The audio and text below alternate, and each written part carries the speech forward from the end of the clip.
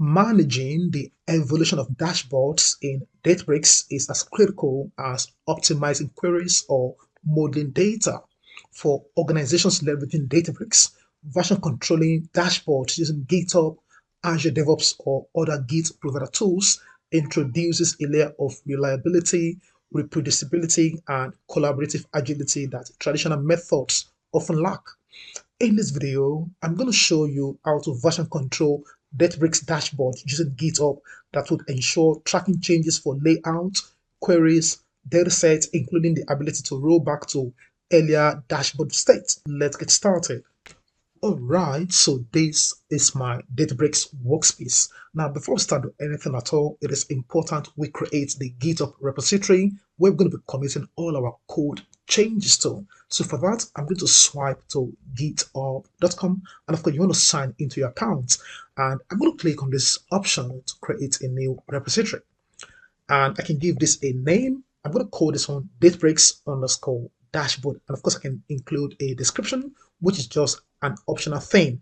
I'm going to make it a private repository. And of course, I want to initialize the repository with a README file. So I'm going to click on this box and I can scroll down to the bottom and click on create repository. In a matter of seconds, the repository is created and I can see the readme.md file, which is really good. And then I can come back to the Databricks workspace. Now we want to clone the GitHub repository into the Git folder of the Databricks workspace, and then we can perform all our development work, and then we can create pull requests and do all sorts of things. So in the workspace, I'm going to navigate to workspace on the left hand side, and I can see the option to create something such as folder, Git folder, notebook, file, query, dashboard, Genie space, and so on. So I'm going to create a Git folder. And of course, I'm going to provide the Git repository URL. So I'm going to come back to the GitHub and I can see the URL. I'm going to copy the whole thing and I'm going to paste. And this is going to automatically detect the GitHub as the Git provider, which is really cool. Now, when I click on this drop down, I can see the other providers such as the GitHub Enterprise Server, GitHub Bucket Cloud, Git Bucket Server, GitLab Enterprise Edition, Azure DevOps Services, and the AWS Code Community, which is optimized for AWS services. So we want to go with the default GitHub. And of course, I can see the name of the repository, which is automatically detected. I can change this as the Git folder name, but I'm going to maintain the name of the repository. So I'm going to click on Create Git Folder. And it's going to ask me to authenticate either using the link Git account or use the personal access token. Now, in a production environment, you want to use the personal access token. So I can give this a name. Let me just call this one dashboard Git. You can use whatever name you like. And then for the authentication method, I want to use the personal access token. And I'm going to provide my Git provider username or the email address. So I'm just going to type that in here.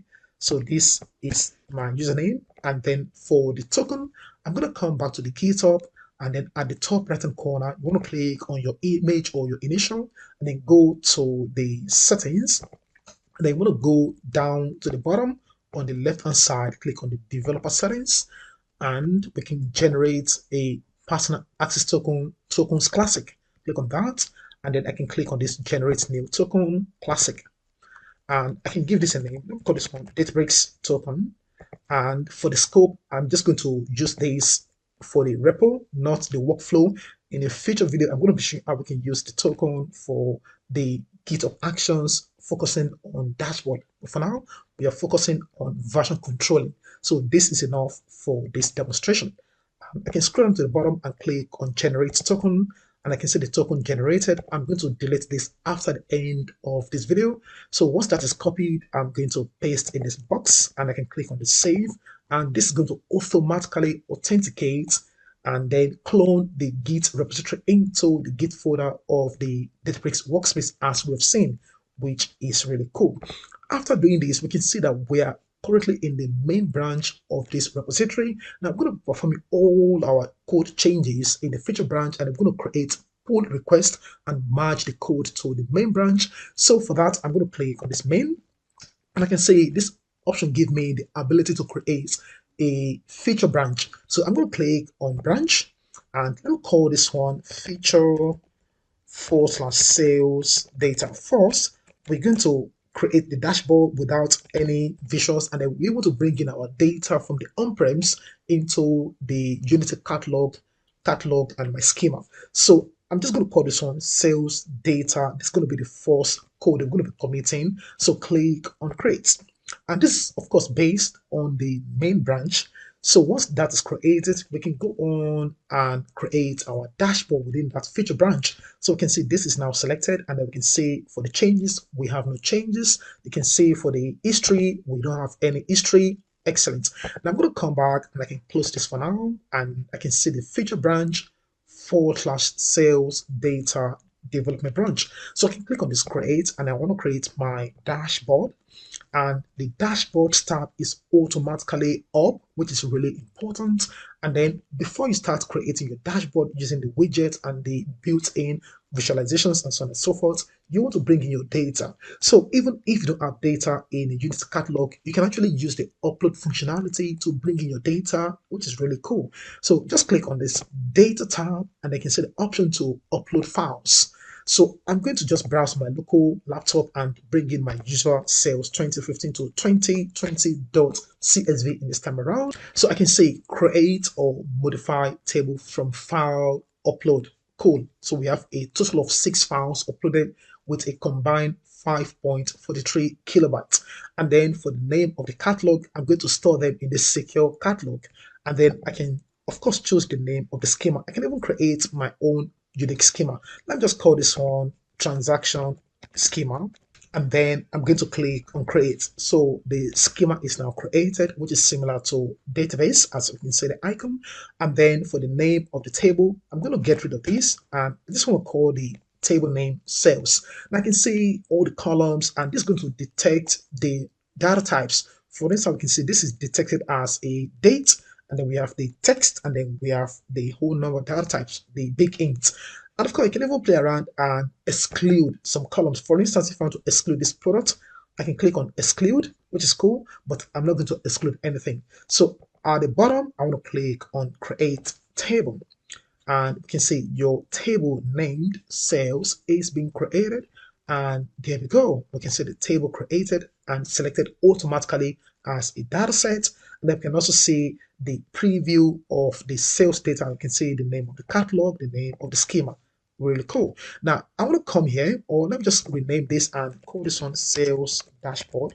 Now, all of these things are being recorded, and I'm going to show you later on before we proceed. So we've just brought in our data, and then we are renaming the dashboard. Now, we're not going to be doing any maybe building of our visuals for now, but let's go ahead and click on this feature sales data so that we can commit the changes to the main branch by creating the pull request. So we can see all of that here. I'm going to actually show you or translate all of this in a moment. So for the commit message, let's just call it sales data, and then we can put in a description. But for now, let's just click on commit and push. And this is now pushed to the feature branch, and we can see, and this is going to ask us to create a pull request to merge to the main collaboration branch. So click on this pull request, and a new tab of GitHub is open automatically. So I'm going to close this, and I can see the title and the description. I can click on the create pull request, and then it's going to ask me to merge if there are no conflicts. So we can see no conflict with the base branch. So let's go ahead and create merge pull request and then confirm the merge. And this is now merged into the main branch, and I can see that the pull request successfully merged and closed. So I'm going to delete this feature branch because I can always create a new feature branch for other things I want to do in the future. So click on this, and I can see the name that is attached to this pull request is number 1. So this allows us to trace the pull request if we want to roll back. So which I'm going to show you in this video, of course. So I can go to the main branch, and I can see the code now deployed to this main branch, and I can see the .lv-.json. So this is the standard for Databricks Dashboard. So I'm going to click on this, and I can see the data set. So we can see the name of that operation, and then we can see the display name as sales. And this is the query line. So this is the select star from the 3 namespace that we saw not too long. And then for the pages, For now, we have the name that is assigned. So we have the untitled page. This untitled page simply means that we have not provided a meaningful name to a page. We just maintain the default. And then for the page type, this is page type canvas. And then for the user interface settings, we have the theme, and then we have things such as the widget header alignment as alignment unspecified. So you can actually specify whatever alignment you like, but I'm going to show you all of that as we go on. So this is now committed, and I can come back in here. Since we've deleted this feature branch, I'm going to click on this again, and I'm going to swipe to the main branch, and I can close this tab for now. And I can go back to the workspace, and I can go back to the Databricks Dashboard Git folder, and I can see the sales dashboard deployed. When I click on that, I can investigate again. I can see that we have our data set which is already detected. Excellent. Now we want to go ahead and create sales by product report page within this dashboard. So this is going to be created within another feature branch. So click on that, click on this create feature branch, and let's call this one feature / sales by product, and this is going to be based on the main branch. Of course, click on the create. Now you can see the number assigned to this operation, so we can always focus on this if we want to perform rollback in the future. So I'm going to close this for now, and then I want to make sure that I'm able to see the feature for the sales by products. And for this, we want to create a page. So I'm going to click on the escape tab, and then I want to rename. Let's call this one sales by product, and then press enter. So this is now created. First, I want to use a text box, which I'm going to display at the top. So for this text box, I'm just call this one double click sales by product overview. And once I'm done, I'm going to click outside, and this is now permanent for now. So we want to go ahead and use our widgets to create our visualization. So I'm just going to place this at the bottom here, and I can use the AI assistant. Let's say I want to say the sales by product, and I can say using, or let me say by product only, using bar visualization, just to be more specific. So once I click on that, I'm going to see the bar chart, and once I'm happy, I'm going to click on accept, and I can see the sales by product. Of course, I can play around. I can click on this.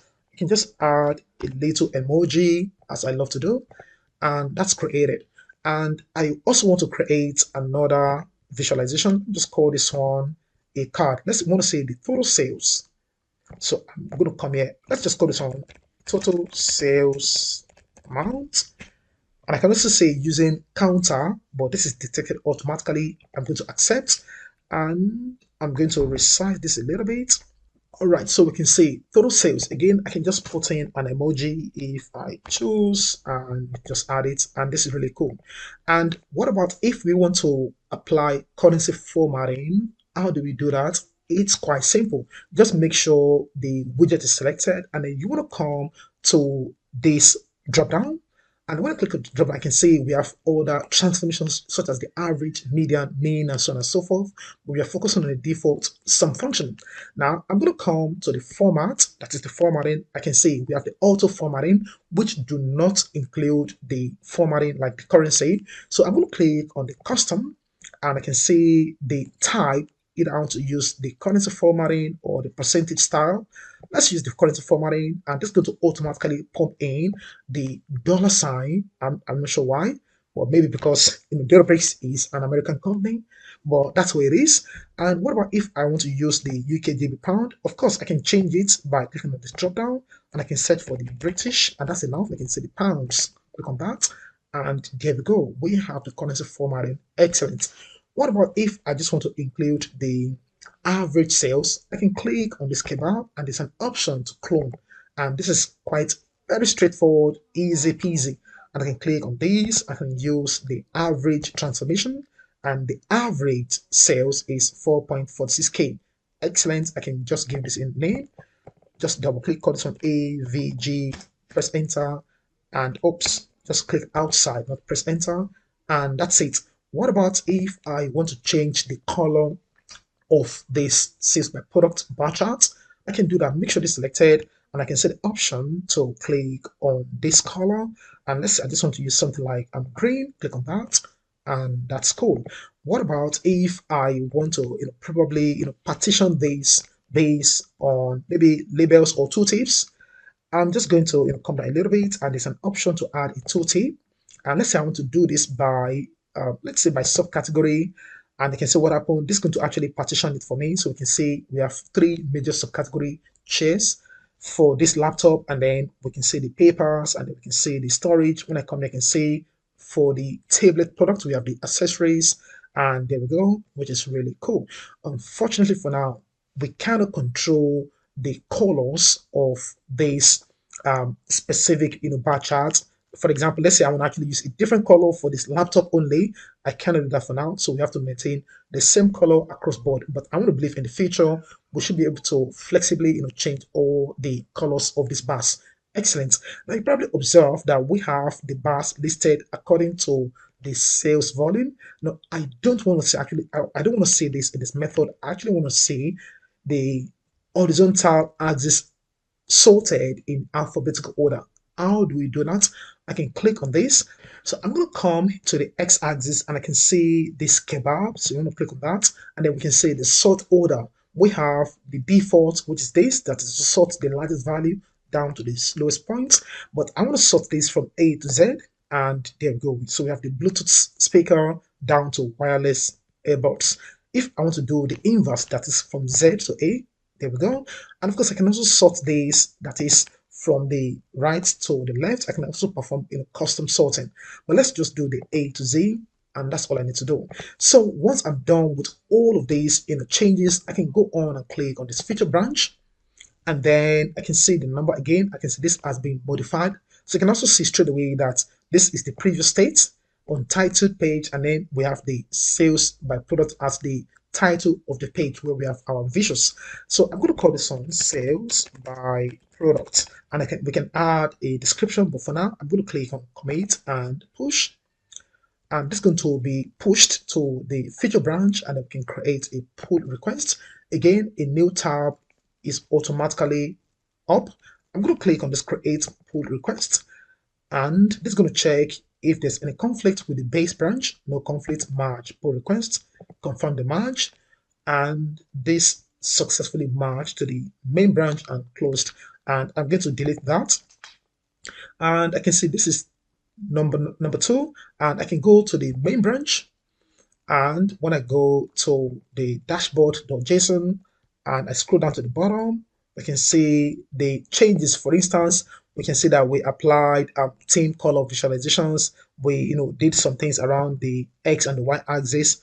When you scroll up a little bit, you probably see that we're using this subcategory within the product, and so on and so forth. So all of these things are documented nicely, which is really cool. So let's come back in here, and again I'm going to click on this. Since we've deleted this feature branch, click on the main branch, and I can click on this box to close the tab, and then we can see. Now let's just do one more. Let's create sales by region, and then we're going to see how we can perform rollback. So I'm going to create this. Again, click on this feature branch. Let's call this one feature / sales by region, and I'm going to click on create. So this is now created, and then we can go on and perform the creating of the visualizations and so on and so forth. So I'm going to close this tab for now, and then I can see that at the top, and then we can create a new page. And let's just title this one sales by region, and I can press enter. So I'm going to add a title similar to what we did for the product. And let me just minimize and double click. I'm going to call this one sales by region overview. And I'm going to click outside. And then we can add our visualization widgets. Let's just use the assistant to generate sales by region. And let's see the output. Okay, this is done nicely. I can accept this once I'm happy. And let me just change this color to something else, maybe the same, but let's use this different color. And I would have, of course, love to sort all of these. So again, to do that sorting as we've done before, I can click on the skip bar, and I can do the A to Z. And this is nice. Let me just apply or insert a new the same an emoji. And let me copy this sales by total sales, and I can reuse that in here. Okay, and I'm going to move this up to the at the top here. All right, and let me just increase this a little bit. Okay, let's say this is all that we need to display. We can go on and commit to the feature branch, and then we can trigger a pull request to match to the main branch. So click on this, and then let's call this one sales by region, and click on commit and push to the feature branch. And then we can see all the changes. Click on this create pull request, and I can close all of this for now, and I can click on the create match pull request. Again, it's going to check for any conflicts. Once there's no conflicts, we're happy to click on the match pull request. Click on that, and then we can confirm the match, and then I can delete this branch. So that's deleted. I can go to the main branch, click on the sales data.lv-.json, and then when I scroll to the bottom, I can see that here. Okay, so we can see the sum by, okay, I have to go down a little bit. Okay, yeah, so that's the part around the side. So I'm going to just come back here, and I can get back to the main branch, right? So I can click on this, and we have the sales by region. Excellent. Now we can see how we can do all the code commits. Now, what about, let's say there's a need for us to roll back, not this sales by region, but we want to roll back the sales by product. How do we do that? So it's quite easy. I'm going to quickly come back to Databricks, and then I want to scroll to the top, and you want to come to the Insights tab. Now under the Insight, I can see all the overview of your pull request, the open pull request, close, and so on and so forth. So we've issued 3 matched pull requests under the polls. So I'm going to click on this, and I can see all the 3 operations. The first one is to get our data, and then the second one is the sales by product, and then the third one is the sales by region. So we want to roll back this sales by product, not this region. So I'm going to click on that. It's quite easy. Just click on that. I'm just going to show you this window again. So we can see the option to revert these changes. So click on this, and this is going to automatically generate this compare revert -2 feature branch, and then we can see the sales by product, and then we can see all of these. Again, this description is fine. Click on the create pull request, and once there is no conflict, as we've seen, we can go on and create the match pull request, confirm the match, and this is done. And we can see that this is successfully matched and closed. I can delete this branch. All right, so I can come back to the dashboard, and there we go. So we can see the sales by product is rollback, and then we are back to the original state of the untitled page. So this is how we can perform version control in Databricks Notebook. I trust you enjoyed this video. If you do, like, comment, share, and follow me for more videos. Thank you for watching. Bye for now.